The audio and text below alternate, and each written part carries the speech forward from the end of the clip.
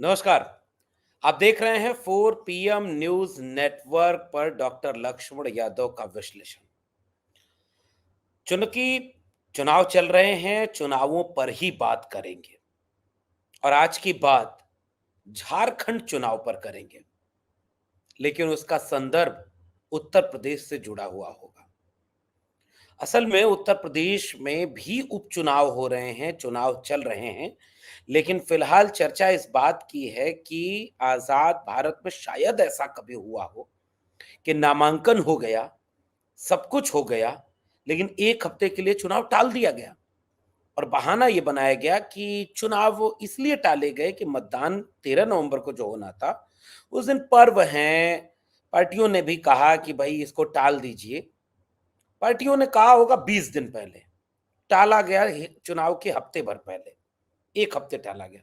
तो क्या चुनाव आयोग को पहले नहीं पता था कि पर्व है, क्या नहीं है? इसका मतलब कि खेल कुछ और है। चुनाव जीतने के लिए येन केन प्रकारेण भारतीय जनता पार्टी बहुत तरह की बिसातें बिछा रही है। लेकिन उत्तर प्रदेश से एक दूसरा रिश्ता झारखंड के चुनाव का यह बन रहा है कि झारखंड में उत्तर प्रदेश के मुख्यमंत्री योगी आदित्यनाथ प्रचार कर रहे हैं। जैसे डोनाल्ड ट्रंप का प्रचार करने प्रधानमंत्री नरेंद्र मोदी 2020 में चले गए थे और 21 में चुनाव हार गए डोनाल्ड ट्रंप। लेकिन आज एक चुनाव की बहुत ज्यादा चर्चा भी है कि डोनाल्ड ट्रंप फिर से यूनाइटेड स्टेट के प्रेसिडेंट चुन लिए गए हैं, वो चुनाव जीत गए हैं इस बार। उसका क्या असर होगा, उसके जानकार उसका विश्लेषण करेंगे कि क्या वो H1N1 वीजा जो भारतीयों को वहां रह करके नौकरी करने और तमाम तरह की सुविधाओं को देता था, उन्होंने पिछली बार कम कर दिया। उन्होंने अमेरिकन फर्स्ट का बात किया जिससे भारत का नुकसान हुआ। उन्होंने आर्थिक नीतियों पर ऐसी नीतियां बनाई जिससे भारत का एक्सपोर्ट इंपोर्ट प्रभावित हुआ। तो क्या इस बार भी वो करेंगे? और चीन और रूस के साथ संबंधों में भारतीय विदेश नीति किस दिशा में जाएगी और इस चुनाव के बाद मोदी जी को फायदा होगा या भारत को फायदा होगा, इसका विश्लेषण फिर आराम से लोग करते रहेंगे। लेकिन एक बात तो यह तय है कि फिलहाल झारखंड में योगी जी के भाषणों से भारतीय जनता पार्टी फायदा फायदा उठाने के लिए कोशिश कर रही है। और योगी आदित्यनाथ उत्तर प्रदेश के मुख्यमंत्री पिछले दिनों उन्होंने एक भाषण शुरू किया, नारा दिया कि एक रहेंगे तो नेक रहेंगे, बटेंगे तो कटेंगे। यही भाषण वो महाराष्ट्र के चुनाव में देते हुए पाए गए। और जब हम आज बात कर रहे हैं तो खुद मुख्यमंत्री योगी आदित्यनाथ झारखंड में भी जाकर, चाहे वो हजारीबाग की रैली हो, चाहे वो जमशेदपुर की रैली हो, उन सारी रैलियों में योगी आदित्यनाथ झारखंड के सबसे बड़े एजेंडे के रूप में हिंदू मुसलमान पाकिस्तान, इन्हीं एजेंडों को फिर से स्थापित करते दिख रहे हैं। भारतीय जनता पार्टी का कोर एजेंडा यही है। भारतीय जनता पार्टी आज भी अपने इसी नैरेटिव पर चुनाव लड़ रही है और ये कोई नया नैरेटिव तो बीजेपी का है नहीं। बीजेपी और आरएसएस लंबे समय से मुसलमानों का डर दिखाकर, आबादी बढ़ जाएगी और तमाम चीजों का डर दिखाकर, हिंदुओं को गोलबंद करके उन्हें वोट में तब्दील करके उनका वोट लेने की कोशिश करते हैं। पाकिस्तान का डर दिखाकर, आपको याद होगा देश के प्रधानमंत्री नरेंद्र मोदी भी जब गुजरात के मुख्यमंत्री थे, जैसे आज योगी आदित्यनाथ हैं उत्तर प्रदेश के मुख्यमंत्री, तो साबित करना है कि देश में गोलबंदी कैसे हो, तो वो बार बार कहते थे पाकिस्तान को लव लेटर लिखना बंद करना चाहिए। वही काम अब जो है योगी आदित्यनाथ कर रहे हैं, क्योंकि 2024 के चुनाव में उत्तर प्रदेश में वो बीजेपी को जिता नहीं पाए थे। बीजेपी अयोध्या भी हार गई थी, याद रखिएगा इस बात को। और इस सब के बावजूद भी बीजेपी आज की तारीख में झारखंड और महाराष्ट्र जीतने की कोशिश कर रही है। तो एक तो ये पूरा पूरा का प्रकरण इस तरह से चल रहा है। अब योगी आदित्यनाथ ने इस पूरी बातचीत में क्या चीज और शामिल कर दी? योगी आदित्यनाथ ने हजारीबाग, जमशेदपुर वहां की रैली में क्या कहा? झारखंड में घुसपैठिए बढ़ रहे हैं। ये वही भाषा है जो प्रधानमंत्री और गृह मंत्री की भाषा है। आपको याद होगा अभी चंद रोज पहले देश के प्रधानमंत्री आदरणीय नरेंद्र मोदी जी क्या भाषण दिए थे झारखंड में? वो आपकी बेटी ले जाएंगे, वो आपका मिट्टी उठा ले जाएंगे। जैसे 2024 के आम चुनाव में प्रधानमंत्री नरेंद्र मोदी क्या कहते हुए सुनाई दे रहे थे? आपका मंगलसूत्र छीन लेंगे, आपके घर में 2 कमरा होगा तो 1 कमरा छीन लेंगे, आपकी घर में जो कुछ धन संपत्ति होगी वो छीन लेंगे, भैंस खोल ले जाएंगे। लेटेस्ट वर्जन झारखंड में जाकर देश के प्रधानमंत्री ने कहा वो आपकी बेटी उठा ले जाएंगे। जबकि ये देश तर्क और तथ्य के साथ जब सोचता है तो वो देखता है कि हाथरस की बेटी किसकी थी और कौन उसकी इज्जत तार तार किया। सरकार किसकी थी? सरकार ने क्या किया? मणिपुर की आदिवासी बेटी किसकी थी? जिन 2 बेटियों को मणिपुर में नंगा करके घुमाया गया, जिन 2 बेटियों को अपमानित किया गया, पूरा मणिपुर जलता रहा, आदिवासी तबके के लोगों का घर बार जान माल सब कुछ ध्वस्त होता रहा और संसद में खड़े होकर आदिवासी सांसद मणिपुर के ये बोलते रहे कि मणिपुर जल रहा है और प्रधानमंत्री कुछ भी नहीं बोल रहे। मणिपुर गए नहीं आज तक। किसने बांटा, किसने काटा, कौन बेटी के साथ अन्याय किया, आज तक इस पर बात नहीं होगी। उत्तर प्रदेश जो महिला अपराध के मामले में एनसीआरबी के आंकड़ों के लिहाज से सबसे ऊपर आ गया, वहां के मुख्यमंत्री अपने प्रदेश में महिलाओं के खिलाफ होने वाले अपराध और अत्याचार को तो रोक नहीं पा रहे। वो मुख्यमंत्री जाकर के झारखंड में भाषण दे रहे हैं कि आपके यहां पर रोटी बेटी खतरे में है। ये जो नफरत का एक पूरा कारोबार भारतीय जनता पार्टी वो आगे बढ़ा रही है, वहां बीजेपी के 2 मुख्यमंत्रियों के बीच होड़ मच गई है। असम के मुख्यमंत्री हेमंत बिस्व शर्मा, जिसे आजकल लोग बिस्व शर्मा कह रहे हैं, और वहीं दूसरे मुख्यमंत्री उत्तर प्रदेश के योगी आदित्यनाथ। देश भर में जाकर के लोग, अभी पिछले दिनों असम के मुख्यमंत्री का भाषण तो आपने सुना ही होगा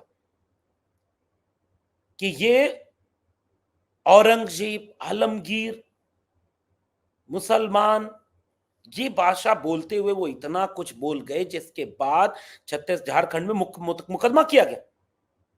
अब योगी आदित्यनाथ की बारी थी, उन्होंने फिर बटेंगे कटेंगे से होते हुए वही सांप्रदायिक ध्रुवीकरण की राजनीति झारखंड में करनी शुरू कर दी और झारखंड में बुलडोजर लेकर के लोग वहां सामने खड़े हैं। हेमंत सोरेन जो इंडिया अलायंस की तरफ से एक बड़े चेहरे हैं जिन्हें भारतीय जनता पार्टी ने जेल में डाला, हेमंत सोरेन अपने भाषण में याद करते हुए कहे कि गृह मंत्री हैं Amit Shah, border security force आती है अंडर में अमित शाह के, देश में सरकार है बीजेपी की, और दूसरे देश से अगर कोई घुसपैठिया आ गया तो कितना आपने रोका और कितने घुसपैठियों को बाहर भेजा आपने, और बांग्लादेश के घुसपैठियों की चिंता करने वाले ये बीजेपी के लोग बांग्लादेश से कोई भाग करके उनकी प्रधानमंत्री आई तो भारत में शरण किसने दी? कैसे उनका हेलीकॉप्टर उतर गया? आज वो कहां हैं? क्या कर रहे हैं आप? ये कई कठिन सवाल पूछते हुए, छत्तीसगढ़ के उदाहरण देते हुए आदिवासियों के लिए खतरा बताया है झारखंड के मुख्यमंत्री ने बीजेपी को। उन्होंने कहा कि ये जल जंगल जमीन छीनकर पूंजीपति दोस्तों को बेचने के लिए, झारखंड को लूटने के लिए ये सारा हिंदू मुस्लिम का शिगुफा उठाया जा रहा है। जैसे पड़ोस के राज्य छत्तीसगढ़ में जैसे ही बीजेपी की सरकार बनी, हसदेव के जंगलों को अडानी के लिए काटने की शुरुआत हो गई। 2.5 लाख से ज्यादा पेड़ हसदेव के जंगलों को काट दिए गए।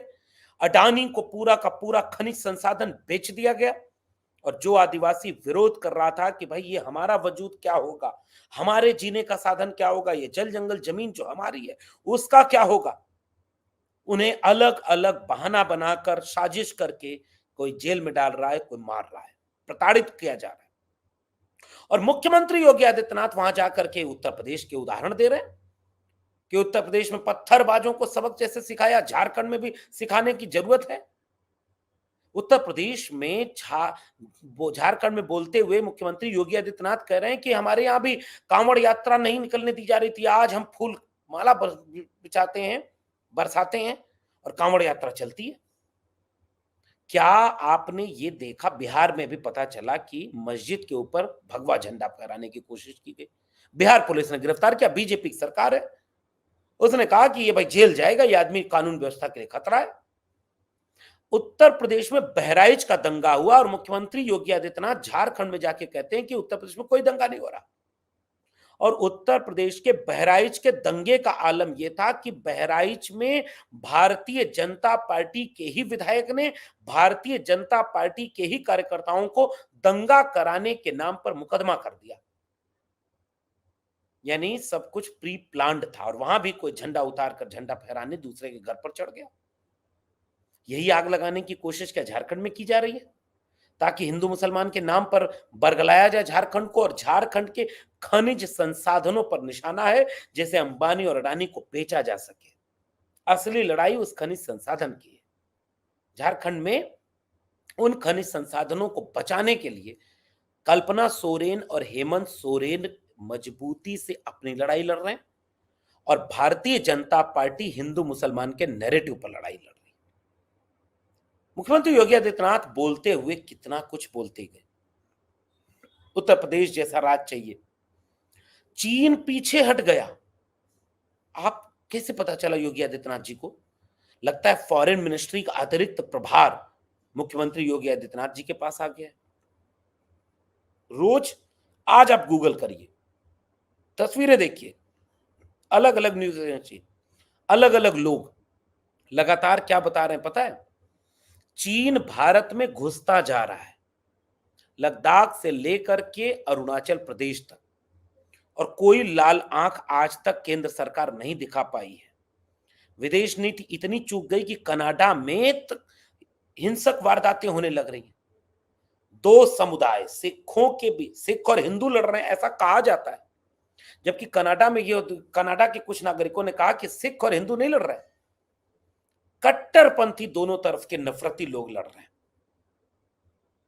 और ये माहौल झारखंड में भी बन जाए, इसकी कोशिश योगी आदित्यनाथ कर रहे हैं। इसलिए झारखंड चुनाव, जिसका कोई वास्ता पाकिस्तान से नहीं, जिसका कोई वास्ता चीन से नहीं, जिसका कोई वास्ता नफरत से नहीं, उस विधानसभा चुनाव में मुख्यमंत्री योगी आदित्यनाथ फिर से बटेंगे तो कटेंगे के नारे पर पहुंच गए और अनावश्यक, बिना तथ्य के, बिना तर्क के, बिना किसी प्रमाण के भावनात्मक तरीके से हिंदू गोलबंदी करने में कोशिश कर रहे हैं।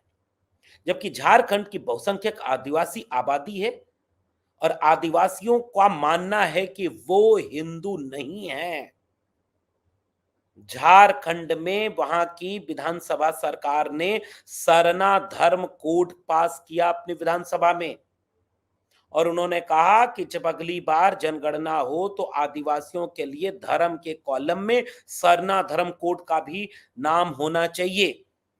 आदिवासियों की इबादत पद्धति अलग है, आदिवासियों की पूजा पद्धति अलग है, आदिवासियों का मान्यता अलग है, आदिवासियों के देवता अलग हैं और आदिवासियों की संस्कृति, जिस पर वनवासी संस्कृति करके बांटने और तोड़ने का काम आरएसएस और बीजेपी कर रही है।